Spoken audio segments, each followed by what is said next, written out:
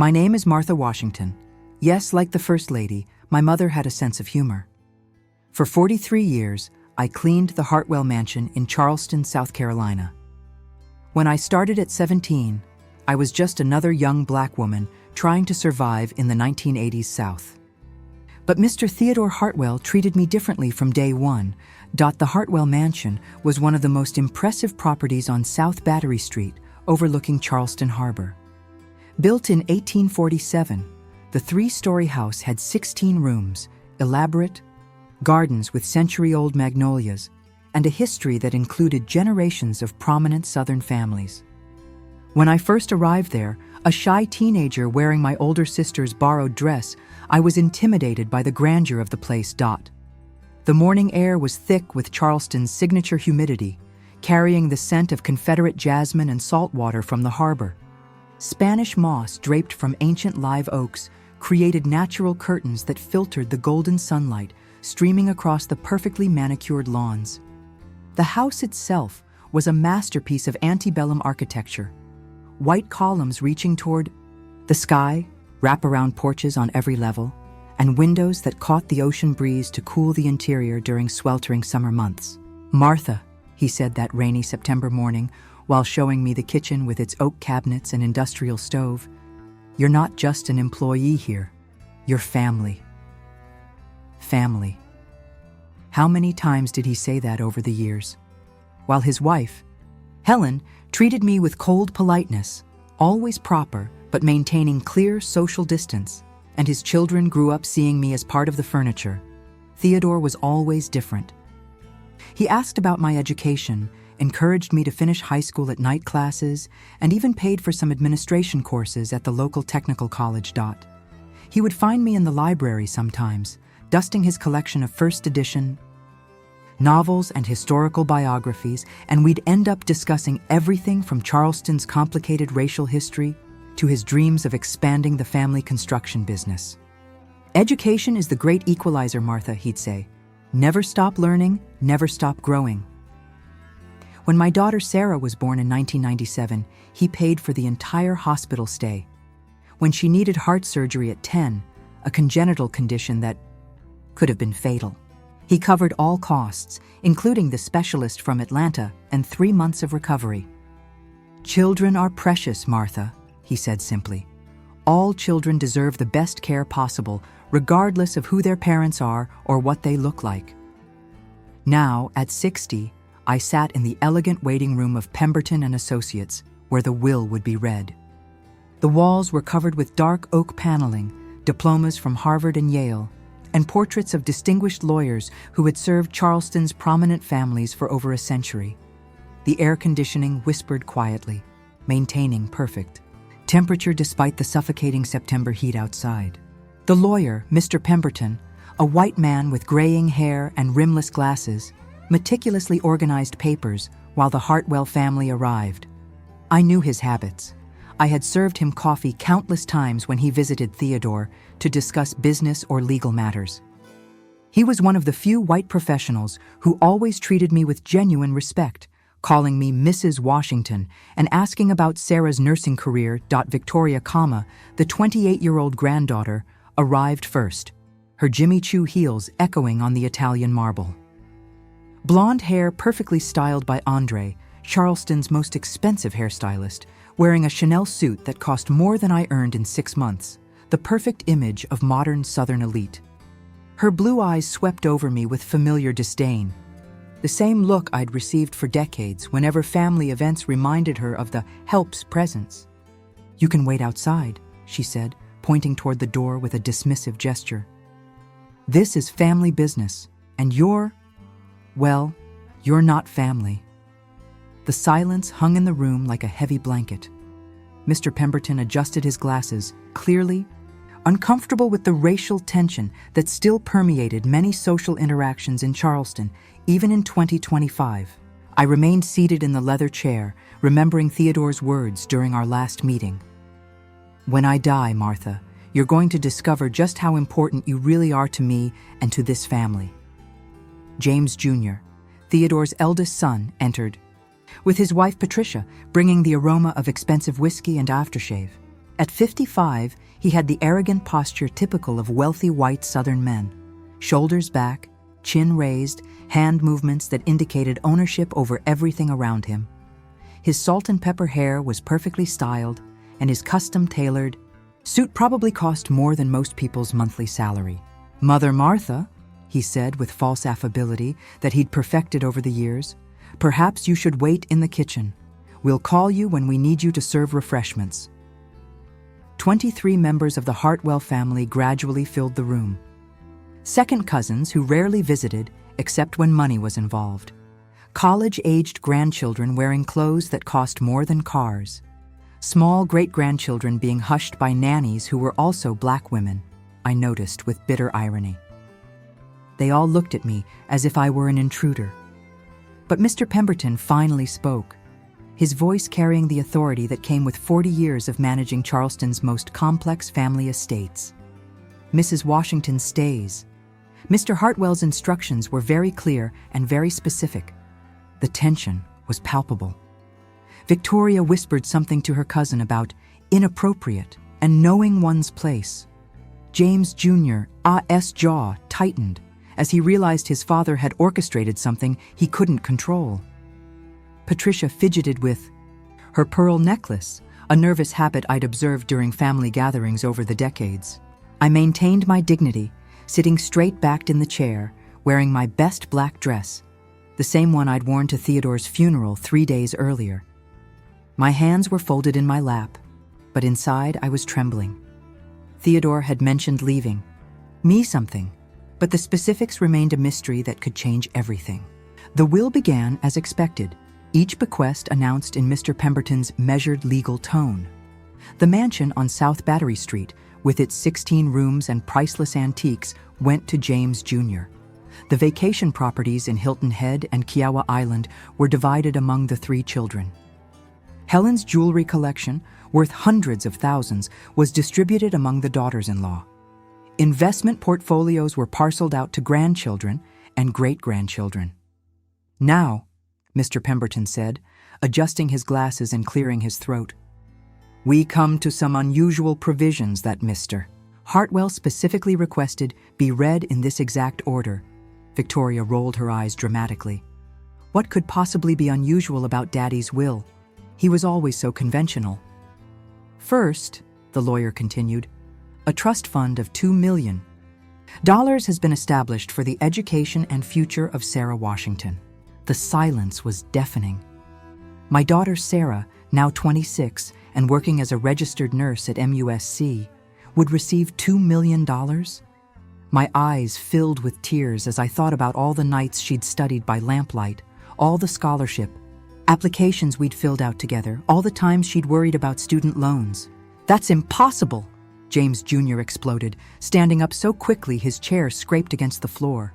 "Father wouldn't leave that kind of money to her daughter." Furthermore, the lawyer continued calmly, "Mr. Hartwell has left detailed letters explaining his decisions. He specifically requested these be read aloud if anyone questioned his choices." Mr. Pemberton opened a sealed envelope with Theodore's familiar handwriting on the outside, his distinctive script that I'd seen on thousands of notes over the years. Patricia, James Jr. and S. wife, was turning red with anger, her perfectly applied makeup beginning to show stress lines. "This is absolutely absurd. She's just the help. This is some kind of mistake." The lawyer began reading Theodore's letter. "Martha Washington is not just the help. For 43 years, she has been the moral compass of this family. When Helen was dying of cancer in 2019, Martha slept in the hospital for 3 months, caring for her like a daughter would. She held Helen's hand during chemotherapy sessions, read her favorite books aloud, and provided comfort when the rest of us were too overwhelmed to function properly." Victoria's face went pale. I remembered those long nights in the oncology ward at MUSC, holding Helen's frail hand while she drifted in and out of consciousness. The family visited during regular hours, but I stayed through the dark, early morning hours when Helen was most afraid. When James Jr. struggled with alcoholism in 2015, the letter continued, Martha drove him to AA meetings for 2 years, never missing a session, never telling a soul about his battle with addiction. She waited in parking lots during meetings, drove him home safely, and covered for him at family events when he wasn't ready to face everyone. James Jr. slumped into his chair, his face ashen. I could see him remembering those difficult years, the mornings when he couldn't function, the business meetings I'd help him prepare for, the lies I'd told Helen to protect his reputation while he fought his demons. When my grandson Tommy was arrested for drug possession in 2020, the reading continued. Martha used her life savings, $12,000, to hire the best defense attorney in Charleston, asking nothing in return, except that he get the help he needed. Tommy, Victoria's younger brother, was shifting uncomfortably in his seat. The family had always believed Theodore had paid for the lawyer. They never knew it was my money I'd saved for Sarah's wedding someday. When Patricia had her affair with the tennis instructor at the country club in 2018, Martha kept that secret to preserve this family's unity, even when it would have been easier to let the truth come out. Patricia gasped, her face turning ashen as every eye in the room turned toward her. The affair had lasted 6 months, and I'd accidentally discovered it when I found text messages on a phone Patricia had left behind after a family dinner. I never said a word, not even when James Jr. wondered why his wife seemed distant and distracted. But the most important thing, the lawyer continued reading, is what Martha did 28 years ago in 1997. When Sarah was born, Martha never demanded child support, never caused a scandal, never disrupted our family's reputation, or threatened our social standing in Charleston society. My heart stopped beating. The room began spinning around me. 28 years ago, Sarah's father. No, he wouldn't reveal this publicly. Would he?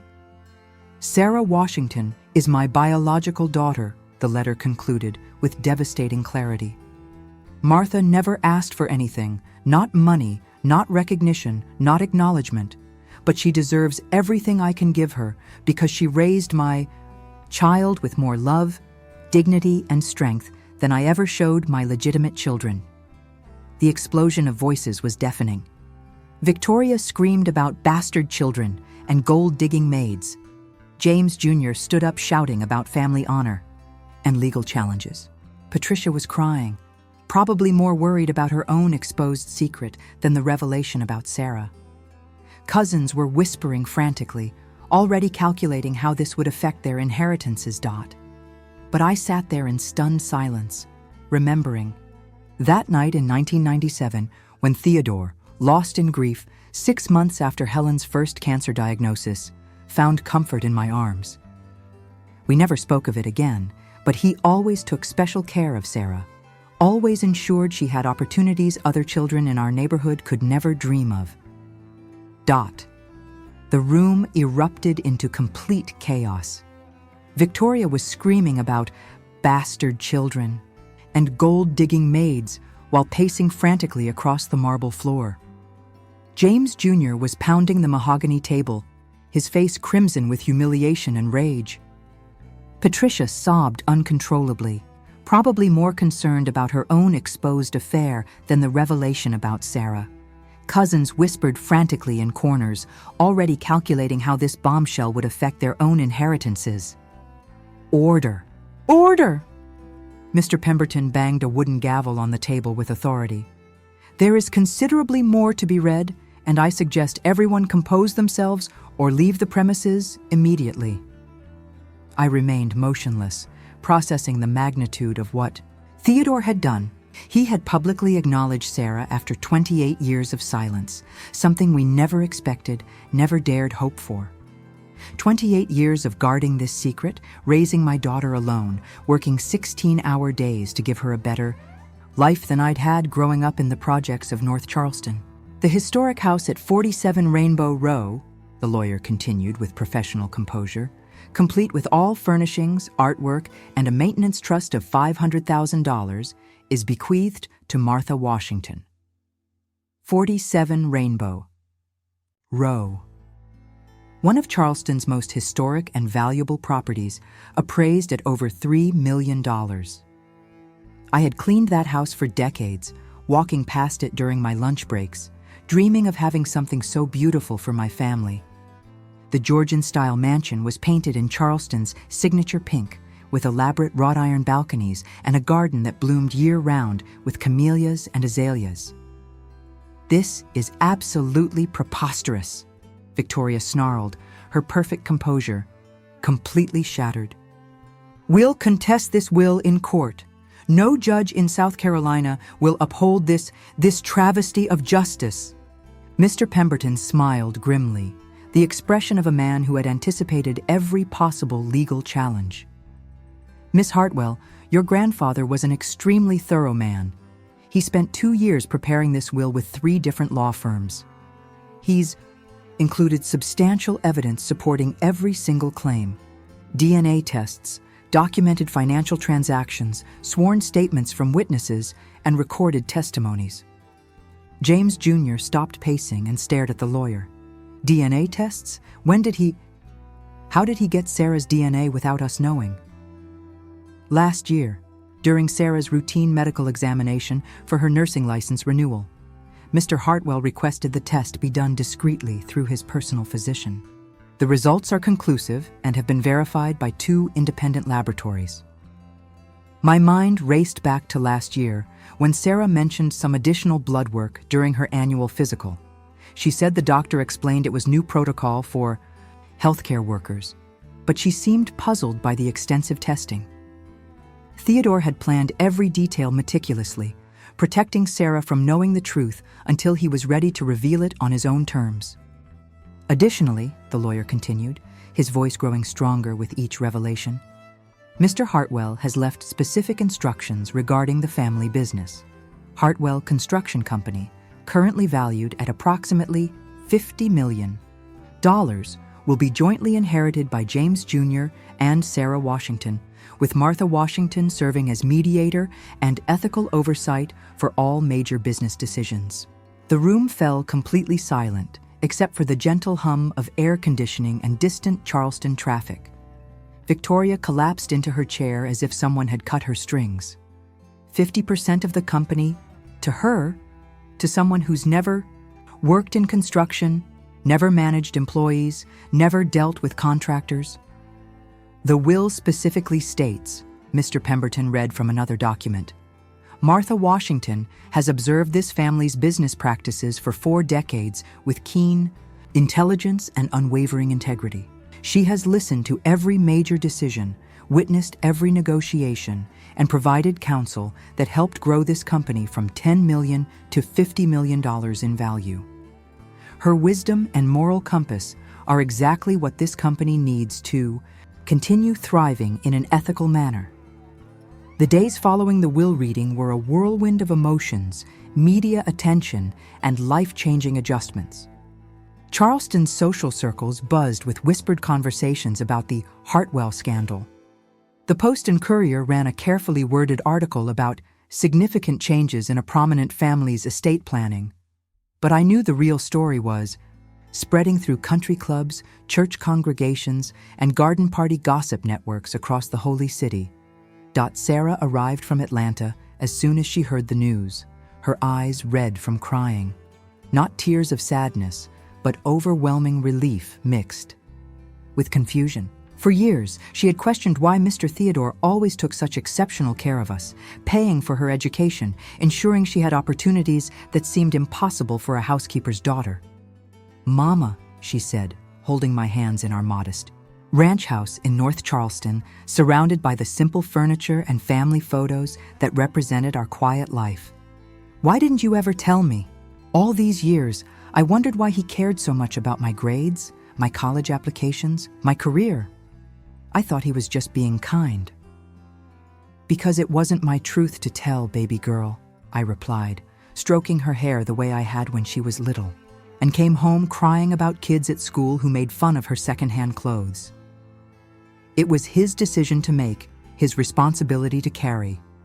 I never wanted you to feel like a burden or a secret. You were always my greatest blessing, no matter who your father was. That week, Charleston society was in complete upheaval.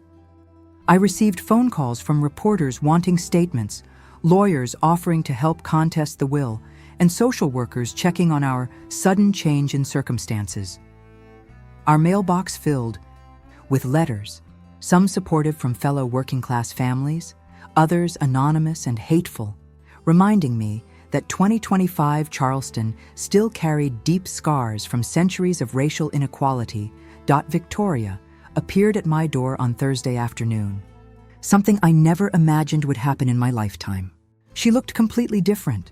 No perfect makeup, hair simply pulled back in a ponytail, wearing plain jeans and a simple white blouse instead of designer clothes. Her hands shook slightly as she stood on my small front porch, looking vulnerable and uncertain. "Mrs. Washington," she said formally, her voice much quieter than usual. "Could we please talk? I mean, really talk, not the polite conversation we've had for years."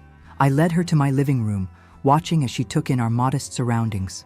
Furniture from discount stores but well-maintained. Sarah's nursing school graduation photo prominently displayed. A well-worn Bible on the coffee table. Fresh flowers from my small garden brightening the windowsill. "I've been thinking constantly," she began hesitantly, "about what grandfather said in that letter. About when I last sacrificed anything for this family, when I last put someone else's needs before my own." Her perfectly manicured hands trembled as she spoke. "The honest truth is, Mrs. Washington, I can't remember ever doing either of those things." I remained silent, letting her work through thoughts she'd probably never voiced before. "When I was using cocaine in college, you could have destroyed me by telling grandfather. One phone call would have ruined my reputation, my trust fund, my entire future. But you kept quiet, even when I was rude to you, even when I treated you like you were invisible." Tears began flowing down her cheeks, washing away the last traces of her usual arrogance. "When I crashed grandfather's vintage Porsche while driving drunk and blamed it on vandalism in the parking garage, you helped me arrange repairs before he noticed. You even gave me the name of a reliable body shop and helped me coordinate the insurance claim." I remembered that night, Victoria calling at 2 a.m., panicked and crying, begging for help. Instead of lecturing her about responsibility, I had quietly helped her handle the situation, knowing that everyone deserves a second chance to learn from their mistakes. The days following the will reading were a whirlwind of emotions, media attention, and life-changing adjustments. Charleston social circles buzzed with whispered conversations about the Hartwell scandal. The Post and Courier ran a carefully worded article about significant changes in a prominent family's estate planning. But I knew the real story was spreading through country clubs, church congregations, and garden party gossip networks across the holy city. Sarah arrived from Atlanta as soon as she heard the news, her eyes red from crying. Not tears of sadness, but overwhelming relief mixed with confusion. For years, she had questioned why Mr. Theodore always took such exceptional care of us, paying for her education, ensuring she had opportunities that seemed impossible for a housekeeper's daughter. "Mama," she said, holding my hands in our modest ranch house in North Charleston, surrounded by the simple furniture and family photos that represented our quiet life. "Why didn't you ever tell me? All these years, I wondered why he cared so much about my grades, my college applications, my career. I thought he was just being extraordinarily kind." "Because it wasn't my truth to tell, baby girl," I replied, stroking her hair the way I had when she was little and came home crying about kids at school who made fun of her secondhand clothes. It was his decision to make, his responsibility to carry. I never wanted you to feel like a burden or a secret shame. You were always my greatest blessing, no matter who your father was. That week, Charleston society was in complete upheaval. I received phone calls from reporters wanting exclusive statements, lawyers offering to help contest the will for a percentage of any settlement, and social workers checking on our sudden change in circumstances. Our mailbox filled with letters, some supportive from fellow working-class families who saw hope in our story, others anonymous and hateful, reminding me that 2025 Charleston still carried deep scars from centuries of racial inequality. The most disturbing message came spray-painted on my garage door one morning. Know your place. I found it when taking out trash, the red letters dripping like blood against the white paint. Sarah wanted to call police, but I knew from experience that some battles had to be fought with dignity rather than confrontation. At work, the atmosphere at the Hartwell mansion became incredibly awkward. The regular staff, Maria, who cleaned the upper floors, and James, the groundskeeper, treated me differently now. Some with newfound respect, others with obvious resentment. "You always thought you were better than us," whispered Caroline, who'd worked in the kitchen for 15 years. Victoria appeared at my door on Thursday afternoon, something I never imagined would happen in my lifetime. She looked completely different. No perfect makeup, hair simply pulled back in a ponytail, wearing plain jeans and a simple white blouse instead of designer clothes. Her hands shook slightly as she stood on my small front porch, looking vulnerable and uncertain for the first time I could remember. "Mrs. Washington," she said formally, her voice much quieter than usual, "could we please talk? I mean, really talk, not the polite surface conversation we've maintained for years while pretending everything was normal." I led her to my living room, watching as she took in our modest surroundings. Furniture from discount stores but well-maintained, Sarah's nursing school graduation photo prominently displayed, a well-worn Bible on the coffee table, fresh flowers from my small garden. Brightening the windowsill, she sat carefully on my old sofa, looking as out of place as I'd felt in her world for decades. "I've been thinking constantly," she began hesitantly, her usual confidence completely stripped away, "about what grandfather said in that letter. About when I last sacrificed anything for this family, when I last put someone else's needs before my own selfish desires." Her perfectly manicured hands trembled as she spoke. "The honest truth is, Mrs. Washington, I can't remember ever doing either of those things, not once in my entire privileged life." I remained silent, recognizing that she needed to work through thoughts she'd probably never voiced before, feelings she'd never been forced to confront. "When I was using cocaine heavily in college, you could have destroyed me completely by telling grandfather. One phone call would have ruined my reputation, my trust fund, my entire future in Charleston society. But you kept quiet, even when I was consistently rude to you, even when I treated you like you were invisible furniture." "Victoria," I said gently, reaching across the space between us to pat her trembling hand. "Your grandfather loved you deeply, sweetheart. He just wanted you to understand that love isn't just about blood relations or shared DNA. It's about actions, sacrifice, loyalty, and putting family needs above personal desires." She nodded through her tears, wiping her face with the tissue I offered. "I want to make this right, Mrs. Washington. I want to learn from you, to become the person grandfather hoped I could be. Would you consider teaching me how to run the construction company with integrity like he wanted? I mean, really run it, with the values and principles he believed in throughout his life." This was one of the most surprising conversations of my entire life. This privileged young woman who had treated me as invisible household staff for years was asking to become my student, to learn about business ethics and community responsibility from someone she'd never considered worthy of basic respect. "We'll see, child," I replied carefully. Real change takes time, commitment, and it has to come from the heart, not just from guilt or financial pressure or fear of losing inheritance money. The first board meeting at Hartwell Construction was incredibly tense. The conference room, with its panoramic views of Charleston Harbor and walls lined with awards for community development projects spanning 3 decades, felt heavy with unspoken resistance and barely concealed resentment. James Jr. had reluctantly accepted the new arrangement after his lawyers confirmed the will was legally unbreakable, but his body language screamed bitter resentment and wounded pride. Sarah sat nervously but determinedly at the mahogany table, Surrounded by financial documents she'd studied obsessively for weeks, preparing to prove she belonged in this room full of experienced construction professionals who'd spent their entire careers in an industry dominated by white men. "Before we begin today's meeting," I said, taking my place at the head of the table where Theodore had conducted business for 30 years. "I want everyone to understand something very clearly.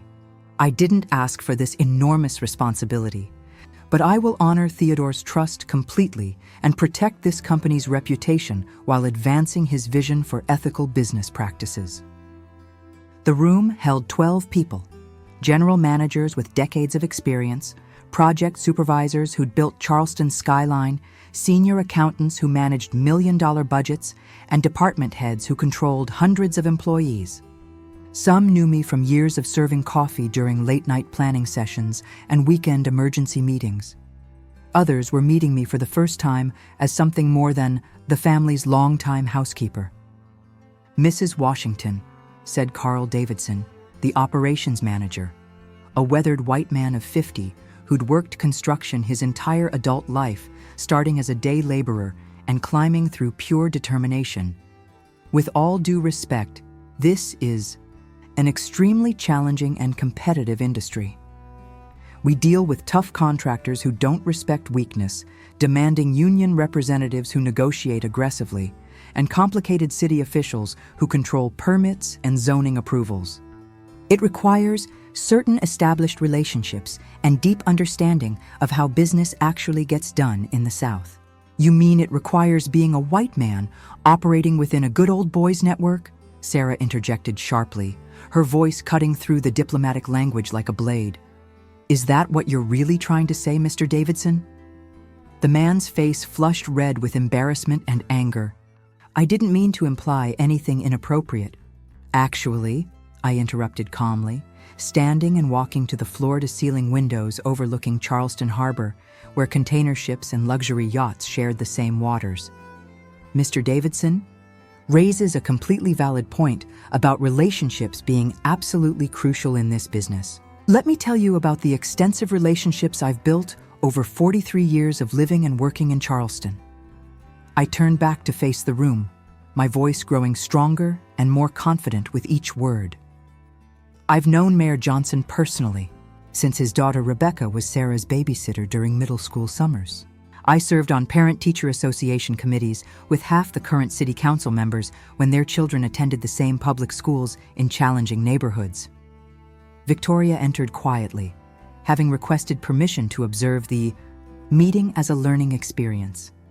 She'd asked to attend not as family privilege, but as someone genuinely wanting to understand the business she'd ignored her entire life while spending family money on personal luxuries. "Furthermore," I continued, feeling the room's energy shift as I spoke, "while some of you were building professional relationships at exclusive country clubs and private golf courses that charge $50,000 for membership, I was developing genuine trust and lasting connections in the communities where our workers actually live with their families." 3 months after the will reading, Hartwell Construction was undergoing the most significant transformation in its 60-year history. The changes weren't easy. We faced fierce resistance from longtime investors who preferred consistently higher profit margins, skepticism from established competitors who questioned our new, community-focused approach as naive idealism, and even some loyal employees who worried privately that our elevated ethical standards would ultimately cost them annual bonuses and lucrative overtime opportunities. The construction industry in Charleston had operated the same way for generations. Relationships built on mutual benefit, contracts awarded through connections rather than merit, and profits prioritized above community impact. Our insistence on transparency, fair wages, and social responsibility challenged every established norm. "Martha," James Jr. said during our weekly executive meeting, his tone mixing genuine frustration with grudging respect that had developed slowly over months of working together. "We lost the Charleston Harbor Resort contract yesterday afternoon.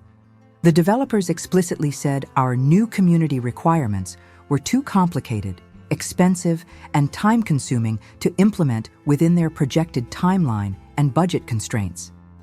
The resort would have been a $100 million project, exactly the type of luxury development contract we'd traditionally prioritized above all other considerations. But our new company policy, developed through careful consultation with community leaders and social justice advocates, required that any project exceeding $50 million include substantial community benefit components, affordable housing units for working families, comprehensive job training programs for local residents, meaningful partnerships with technical schools and community colleges, or significant financial contributions to neighborhood improvement initiatives that would last for decades. And we gained 3 major new contracts this month that align perfectly with our values, Sarah added with growing confidence, spreading detailed financial projections across the mahogany conference table. The city enthusiastically approved our comprehensive proposal for the East Side redevelopment project. 200 affordable housing units designed with input from future residents, plus a full-service community center and state-of-the-art job training facility that will serve families for generations. Victoria, who had transformed into an unexpectedly dedicated student of ethical business practices, presented her meticulously researched report. Our innovative community outreach program has identified 50 local residents who are seriously interested in pursuing construction careers.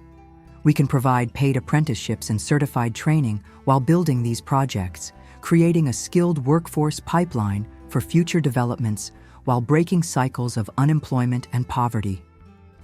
But the transformation came with serious challenges and personal costs that tested our resolve daily. The previous week, I received multiple anonymous phone calls, including one at 2 a.m. that made my blood run cold. You and your bastard daughter need to remember your place in Charleston society. This is still the South, and some things never change, no matter how much money you inherit. Watch your backs, because accidents happen to people who don't know their place. Sarah also faced direct confrontation and subtle discrimination that reminded us how much work remained.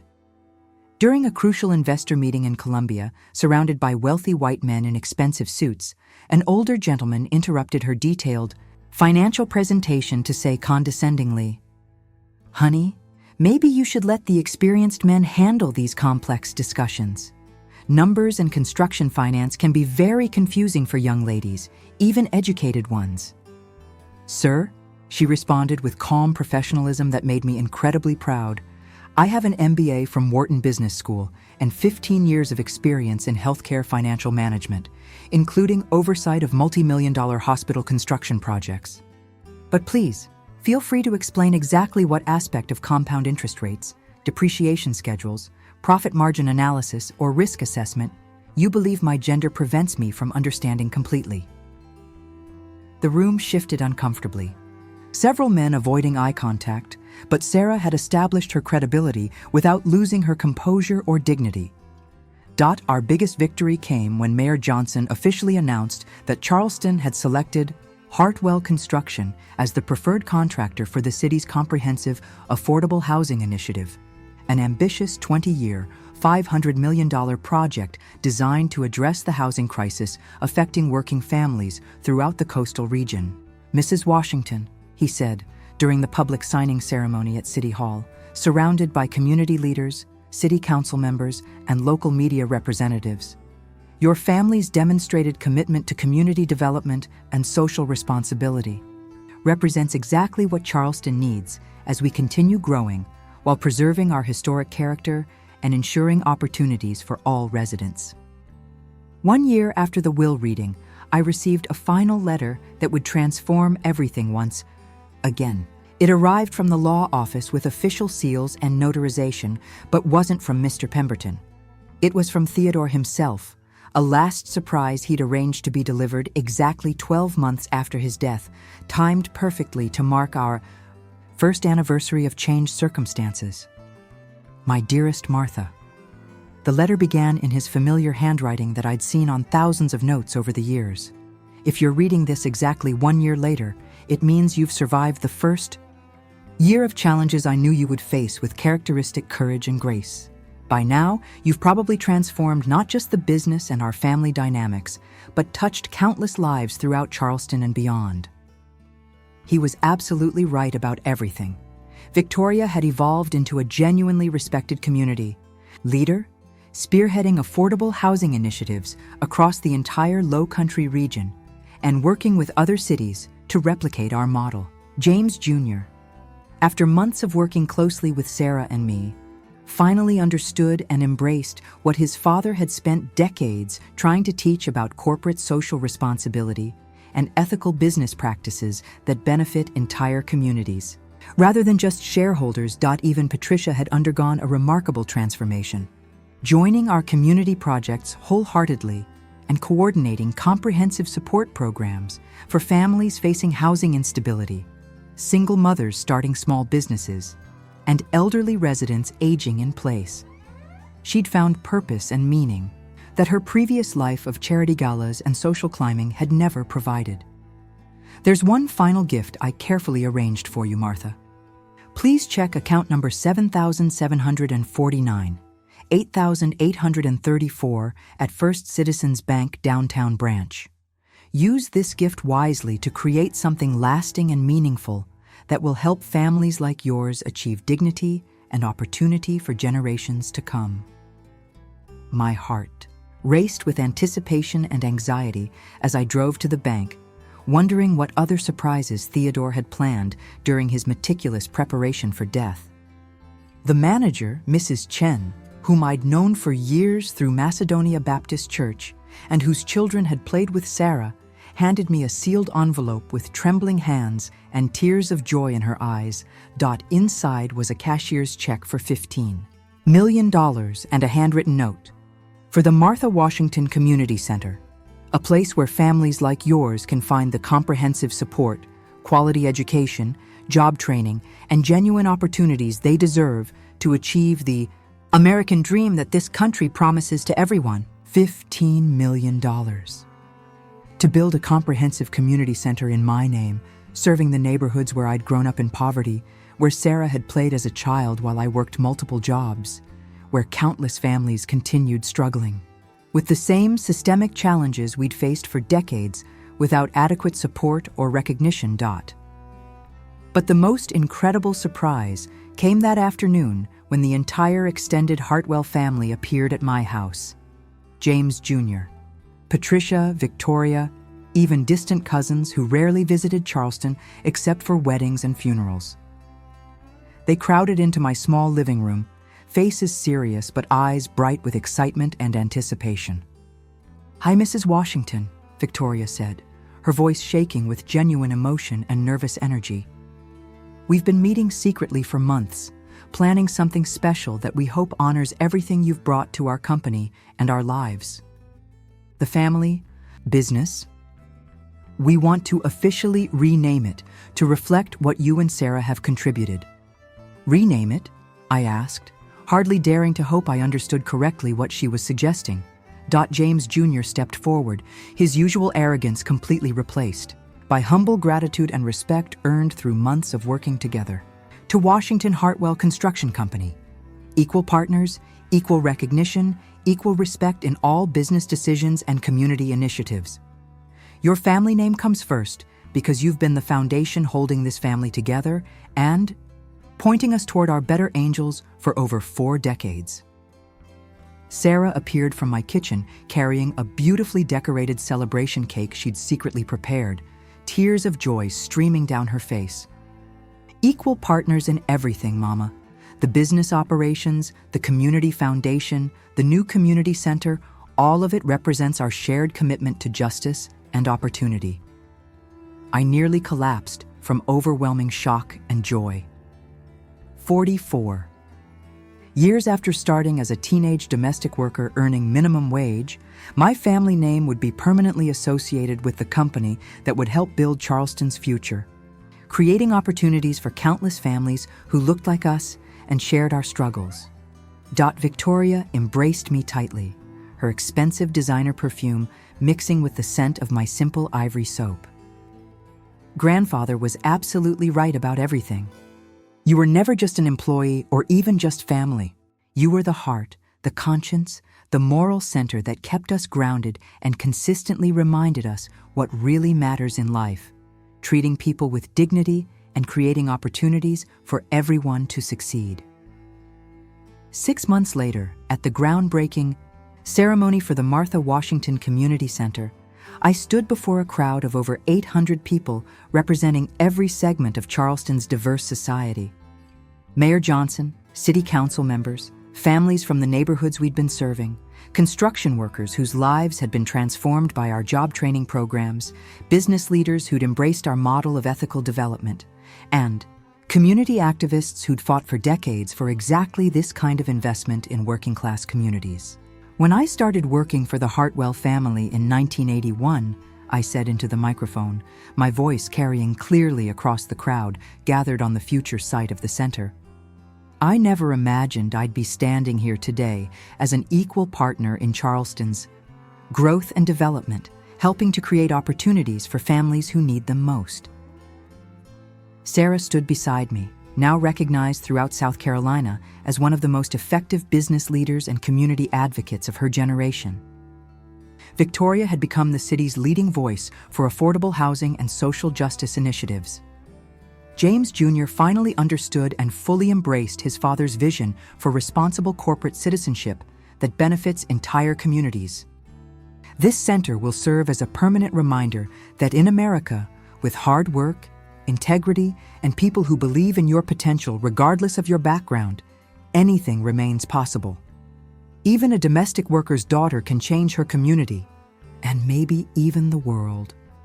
The crowd erupted in sustained applause that echoed across Charleston Harbor and seemed to shake the ancient live oaks. As I cut the ribbon with golden scissors, surrounded by my daughter and the family that had finally learned to truly embrace us as equals, I thought about Theodore's prophetic words. Martha, you're going to discover just how important you really are. The Washington Hartwell legacy would continue for generations, built on an unshakable foundation of equality, integrity, and unconditional love that transforms communities. If you're enjoying Martha's incredible journey of transformation and justice, please hit that like button and subscribe to see more stories that celebrate the power of perseverance. Let me know in the comments what part of Martha's story resonated most with you.